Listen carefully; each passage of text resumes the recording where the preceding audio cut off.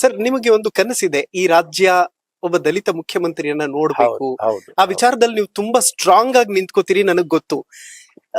ಖರ್ಗೆ ಅವರು ಇನ್ಫ್ಯಾಕ್ಟ್ 3 ಬಾರಿ ಅವ್ರಿಗೆ ಅವಕಾಶ ಮಿಸ್ ಆಗೋಯ್ತು, ಮುಖ್ಯಮಂತ್ರಿ ಆಗ್ತಾರೆ ಅನ್ನೋ ಕನಸಿತ್ತು ಈ ಭಾಗದ ಜನರಿಗೆ.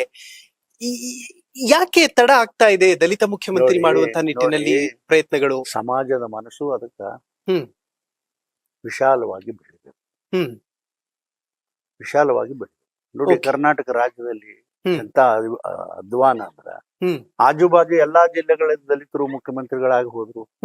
ಏನ್ ಇಲ್ಲಿ ಕರ್ನಾಟಕದಲ್ಲಿ ಹುಟ್ಟಿದವ್ರು ಎಲ್ಲರೂ ಪಾಪಿಸ್ಟ್ರ ದಲಿತರು? ಏನ್ ಬರೇ ಮುನ್ಸಿಪಾಲಿಟಿ ಒಳಗೆ ಕಸ ಹೊಡಿಲಕ್ ಅಷ್ಟೇನಾ ಇವ್ರು? ಅವ್ರಿಗೆ ಸ್ವಾಭಿಮಾನದ ಆಗ್ಬೇಕು ಅನ್ನೋ ವಿಚಾರ ಇರ್ತ, ಆದ್ರೂ ಜನ ಸ್ಪಂದನ ಮಾಡ್ತಾ ಇಲ್ಲ, ಲೀಡರ್ಶಿಪ್ ಕೊಡ್ತಾ ಇಲ್ಲ ಅವ್ರಿಗೆ. ಓಕೆ, ಹೀಗಾಗಿ ಅದು ಯಾರು ಮಾಡ್ಲಕ್ ಆಗಿಲ್ಲ. ಆದ್ರೆ ನನ್ನ ಜೀವನದಾಗ ನನಗ ಒಬ್ಬ ದಲಿತ, ನಾನಂತಲ್ಲ, ಒಬ್ಬ ದಲಿತ ಈ ರಾಜ್ಯದ ಮುಖ್ಯಮಂತ್ರಿ ಆಗ್ಬೇಕು ಅನ್ನೋದು ನನ್ನ ಆಶಯಪ್ಪ. ಓಕೆ, ಇಷ್ಟು ಮಾತ್ರ ಕರೆ.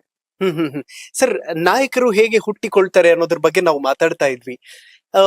ಸಮಯ ಅವರನ್ನ ಹೇಗೆ ಮುನ್ನೆಲೆಗೆ ತರುತ್ತೆ ಅಂತ ನೋಡಿ, ಹಿಂದೆ ಕಾಂಗ್ರೆಸ್ ಅಲ್ಲಿ ಇಂದಿರಾ ಗಾಂಧಿ ಅವರು ತೀರು ಹೋದ್ರು.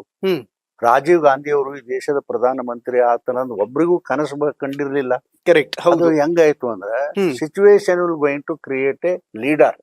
ಇದು ನನ್ನ ಮನಸ್ಸಿನಲ್ಲಿ ಅವತ್ತಿಂದು ಇವತ್ತಿಗೂ ಅದನ್ನು ಅಜರ ಬಹಳ ಗಟ್ಟಿಯಾಗಿ ಉಳಿದ್ ಬಿಟ್ಟದ. ಯಾವಾಗಾದ್ರೂ ಆಗ್ಬಹುದು. ಸಿಚುವೇಶನ್ ಯಾವ್ದು ಬರ್ತದೋ, ಹೆಂಗ್ ಬರ್ತದೋ, ಏನ್ ಬರ್ತದೋ ಗೊತ್ತಿಲ್ಲ, ಯಾರ ಆತರು ಗೊತ್ತಿಲ್ಲ. ಅಂತ ಸಂದರ್ಭದಾಗ ಯಾವನೋ ಒಬ್ಬ ದಲಿತ ಆದ್ರೂ ಏನು ಆಶ್ಚರ್ಯನೂ ಇಲ್ಲ. ಅದಕ್ಕೆ ಯಾಕೆ ನಾವು ಅಷ್ಟು ಬಾಳ, ಆದ್ರೆ ನನ್ನ ಮನಸ್ಸಿನಲ್ಲಿ ಅದೊಂದು ಅಳಕೋದ, ದಲಿತರು ಯಾರು ಆಗ್ಲಿಲ್ಲಪ್ಪ ಅಂತ.